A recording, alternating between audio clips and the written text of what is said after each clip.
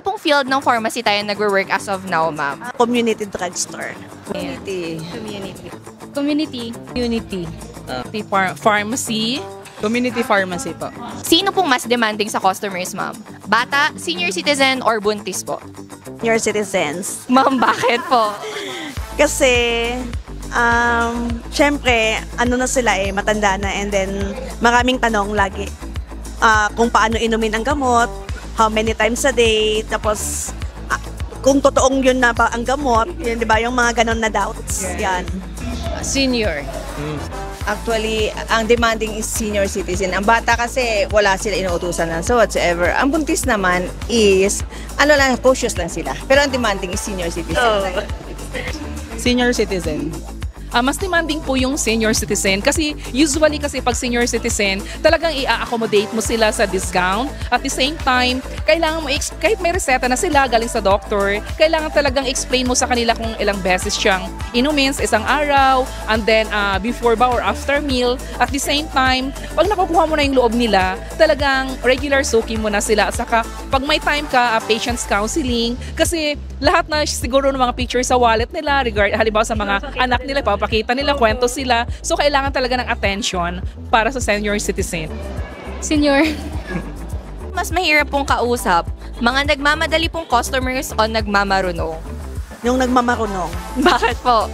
Kasi minsan sila na gusto nila, may tanong silang anong gamot sa ganito.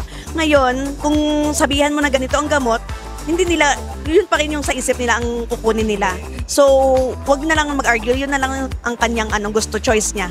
Mamarunong. Sa palagay ko, yung nagmamarunong. Yes. Kasi kung minsan, kahit na hindi tama yung sa kanila, i-insist pa rin nila. Tsaka nandun yung mga doubts, nandun yung mga yung mga, kahit sabihin mong, pharmacist po ako, ganyan-ganyan. So, sila yung, tawag dito, medyo sila yung clever sila, na yung parang akala mo marunong talaga silang Nagmamarunong.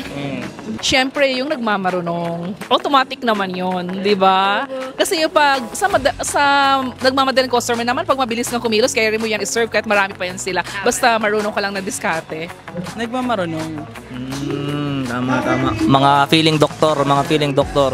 Saang field po tayo ng pharmacy nag-work po as of the moment? Drug information po, tsaka academe po. Academe po. Academe in Laguna as well. Academe. So, academe. Sa academe. Kung meron po kayong isang subject na sana wala sa pharmacy, ano yon? Nung nagtuturo na ako, dati kasi nung student pa ako, parang nahihirapan ako sa QC or quality control na subject. Dati, Tama, tanggalin. hindi ko siya gusto tanggalin. Pero ngayon, nung naturo ko siya, nung una, hala, bakit din yung ituturo? Pero na-realize ko, lahat ng subjects, kahit yan pa yung parang gusto mong i-alay, gano'n, lahat sila important. Siguro, yung iba more on skills yung ituturo niya. Yes. Or the way you look at things. Pero lahat sila important. So, wala akong tatanggalin. Tama po. Very academe. Yes. Lahat po. Lahat. Oh. Po, physical chemistry, ganon. Physical pharmacy. Siguro yung pinaka-hate ko nung college and my turnout, naging love ko siya during board exam, yung biochem. So siguro sana wala na lang siya nung undergrad. I agree. Physical pharmacy din. Physical pharmacy. So computation din mahirap. Mahirap. Okay. I don't think it's my wish, but my students wish that my subjects were there. Lahat ng chem. But for me, sige, ayoko ng QC. Sorry po sa mga QC. Yes, sorry po. Zoology. Zoology, tanggal na yon. Ayaw mo sa hayop, no? Ayaw. Ma'am, memorization po or computation? Sige, memorization. Memorization. Memorization. Memorization. Memorization. Mga babae talaga, memorya talaga matatalas. Computation. Computation.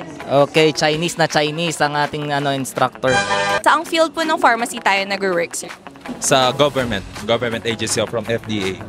Sa regulatory body natin si sir. Kung gagawa po kayo ng flavor ng gamot, adobo flavor or sinigang flavor? Sinigang na lang. Sir, bakit po? para may asim kilig.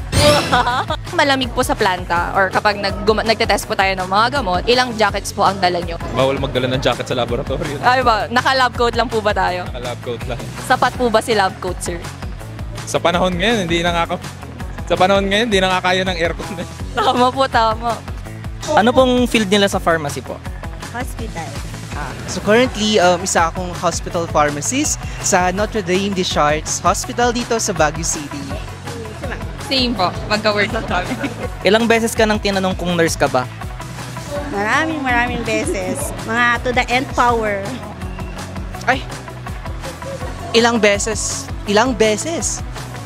Kapag nag-rounds kami, yung mga pasyente, tinatawag kami as nurse. Pero I think most often, Ganun din, most of the time pag nag-rounds, pero lagi ko sagot, never ko pinangarap maging nurse. Anong shift ang pinaka-paborito mo at bakit? night shift. Night shift na 11-7? 11 to 7. Oh, 11 to 7. Kasi hindi ka sure kung pasyente ba yun o kaluluwa yung kausap mo. Spooky. Gusto ko yung mid shift. Para nasa day shift pa rin yung body clock natin. Ayun. Di ba? Now, that's a luxury. Mas gusto ko 7 to 3 kasi at least maaga ka uuwi. Tama nga naman. Anong mas nakakainis? Kulang na gamot o kulang na label sa reseta? Kulang na gamot. Sa hospi, ma'am. Sa hospi, no? Okay. Kulang ang label sa reseta. For instance, nag-indicate si Doc ng isang particular generic name, tapos dalawa siya. So hindi ka sure kung ilang milligrams or ano yung dose ang titake ni patient. So sure ba tayo doon? I-risk ba natin na i-dispense ito?